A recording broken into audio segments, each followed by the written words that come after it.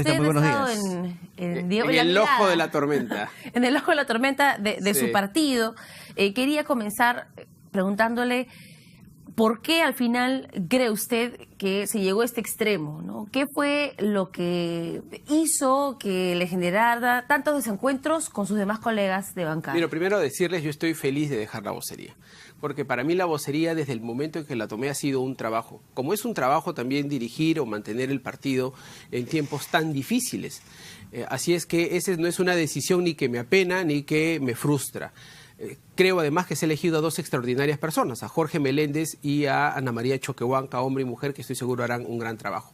Los motivos de por qué mis colegas, ex colegas, que han hecho públicas sus renuncias cuando yo no me encontraba además en el país, lo sabremos seguro con el tiempo y qué motivaciones finalmente hubieron. Pero lo que a mí me sorprende es que se hayan hecho, o sea, no solamente la decisión de irse, sino que se hayan dicho tantas mentiras. Pero no lo veía venir porque digamos que 3 renuncias no vienen gratis o por lo menos sin ser anunciadas, ¿no? La impresión que tengo es que en el Parlamento hay una reconfiguración de bancadas y hay algunos que creen que como independientes o saliendo de la bancada y poniéndose en otra bancada tienen una mejor capacidad de exposición o de negociación en términos personales y políticos, y creo que mirando ya un poco probablemente el futuro del Parlamento y de cara al 21 están tomando sus decisiones. Lo que a mí no me parece justo es que hagan un cargamontón con una serie de cosas que son absolutamente falsas, diciendo que en la bancada le hemos bajado el estándar a la lucha contra la corrupción, de que hay una falta de liderazgo, de que han habido críticas contra una serie de cosas. Eso me parece injusto. Pero haciendo una especie de autocrítica congresista, hay quienes dicen, por ejemplo, que usted se ha extralimitado en sus funciones, que ayer lo dijo Juan Cheput. Como jefe. Claro, se portó como jefe y no como coordinador. Quizás siendo un poco autoritario en ese sentido, sacó a relucir el caso de Patricia Donaire, el enfrentamiento que tuvieron ustedes. En ese aspecto, ¿no cree usted que quizás se equivocó? Autocrítico soy, pero primero, ningún vocero es jefe de nadie. Los parlamentarios somos todos, tenemos las mismas condiciones, los mismos derechos, las mismas obligaciones.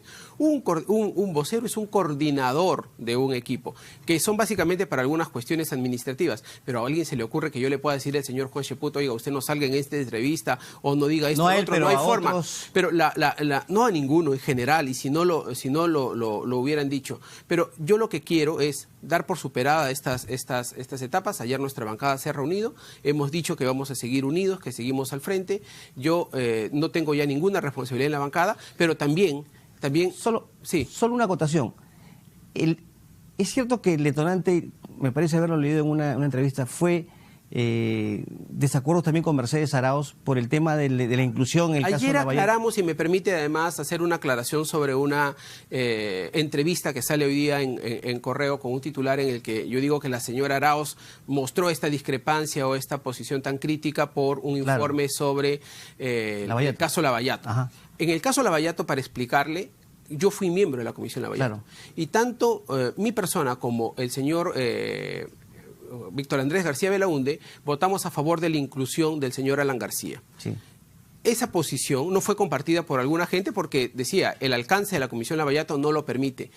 La Comisión Técnica hizo un informe en ese sentido, resumiendo las conclusiones de la Comisión Lavallato, no se estaba inventando nada. Ahí hubo una discrepancia con Meche, ayer lo aclaramos y hemos dado por superado ese tema. O sea, que yo también en ese extremo me rectifico. Ella me ha explicado que ese no era su posición. Hay críticas que se han generado por parte de Salvador Heresi que son graves y me gustaría que la responda con la seriedad del caso, porque él ha dicho que usted ha sido responsable de contratar a José Cavazza, que habría, digamos, alguna relación entre usted, José Cavazza, y la salida de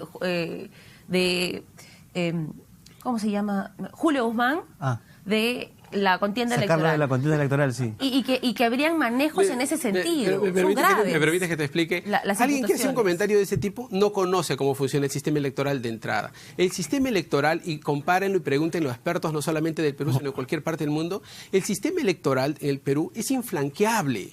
Es decir, o sea, ahí venden un montón de bluff de gente que te dice, yo te voy a ayudar en el Jurado Nacional de Elecciones para que tengas más votos. Eso no existe. Pregúntenle a cualquier experto. Estamos hablando de un ex operador montesinista que terminó en su partido y le ha hecho mucho daño a la imagen de Parados por el Cambio. Él no trabajó en el partido. Este señor fue contratado en un determinado momento por el equipo de personeros. No, por el personero legal. Pero son del partido. Pero el personero, a ver, cuando uno está en una campaña, el personero legal y el jefe de campaña tienen funciones, son tantas tareas que hay que hacer que cada uno tiene tareas. Uno tiene forma de ver quiénes se están integrando, quiénes están trabajando, quiénes están ayudando. Cada uno tiene una función. El señor Carlos Portocarrero, que era el personero legal, él lo contrató, asumió su responsabilidad y ha renunciado, ha tenido que renunciar al cargo de personero legal, asumiendo esa responsabilidad que, dicho sea de paso, se hizo dentro de un marco completamente legal. El señor lo contrató porque creyó que lo podía ayudar a desarrollar un sistema para Carlos Portocarrero no ha admitido haberlo contratado. Sí, lo ha admitido. Él ha admitido haber firmado el pago, pero él no ha admitido haber recibido. Yo los invito a que lean el comunicado, porque yo he conversado con Nosotros hemos conversado con él directamente. Pero lean el comunicado de Carlos Portocarrero.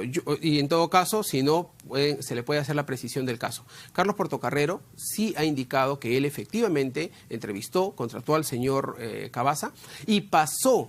Él dio el visto bueno para que se le pase a los pagos cuya oficina estaba a cargo de otra persona, que era el señor Grados.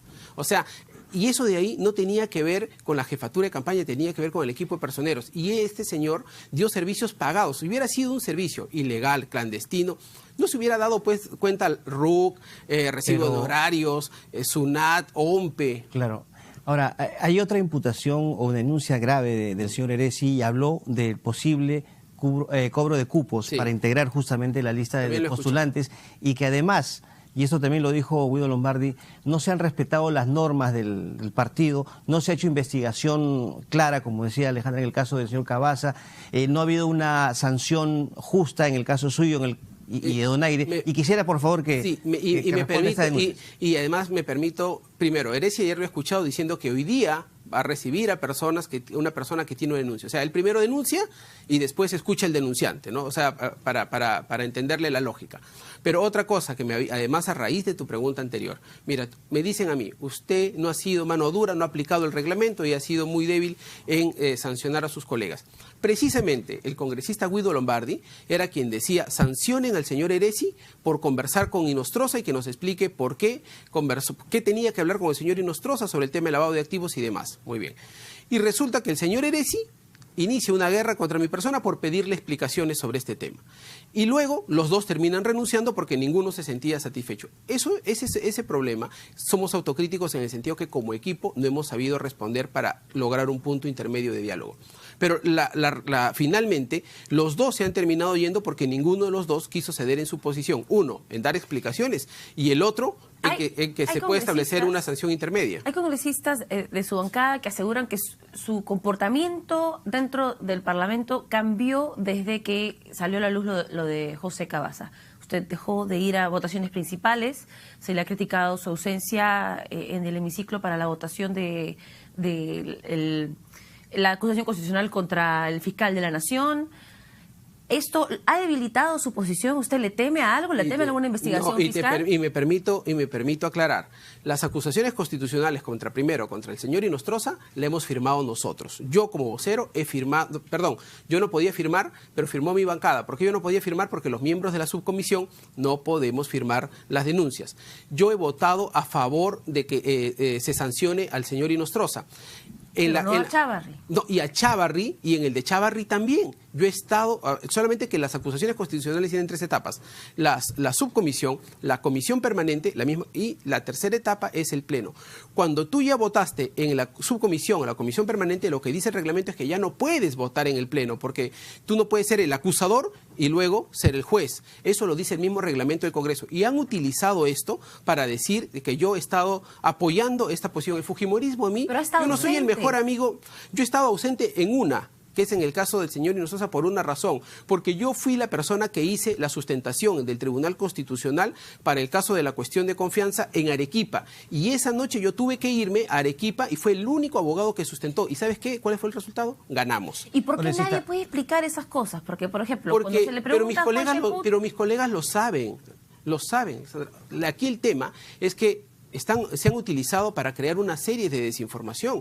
Miren, o sea, además, cuando yo he estado en Arequipa era público. RPP me ha entrevistado desde Arequipa y esa noche que he salido ha sido público. Yo he estado en la sesión hasta el momento en el que he tenido que salir. Y cuando he estado en el pleno para el debate yo no podía votar. Congresista, es cierto que hay descontento, esto lo dijo ayer Juan Cheput en la bancada, porque hay ministros de Estado que coordinan primero con la bancada fujimorista. ¿Siguen haciendo esto? ¿Es cierto eso? Y ahí me permito discrepar con Juan. Yo no veo ningún inconveniente en que un ministro coordine con un congresista. Me refiero a que se están saltando distancias, porque primero debería obviamente ser con la bancada oficialista. Cuando un grupo de congresistas de Fuerza Popular me pidieron que les ponga en contacto con el presidente de la República porque querían reunirse con él, yo como vocero hice el trabajo de contactarlos.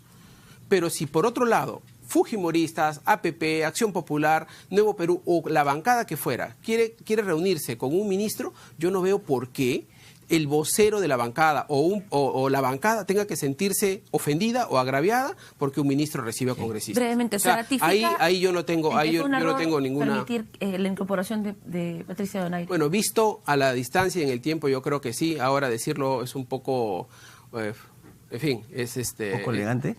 No sé si poco elegante, digamos, yo no estoy emitiendo una opinión subjetiva. La señora Donaire ha estado en varios partidos antes y probablemente sea la primera congresista que esté en 3 bancadas distintas en la misma legislatura. En fin, eso le corresponderá a ella. Muchas gracias. Gracias, congresista, muy amable. A ustedes, muy amable.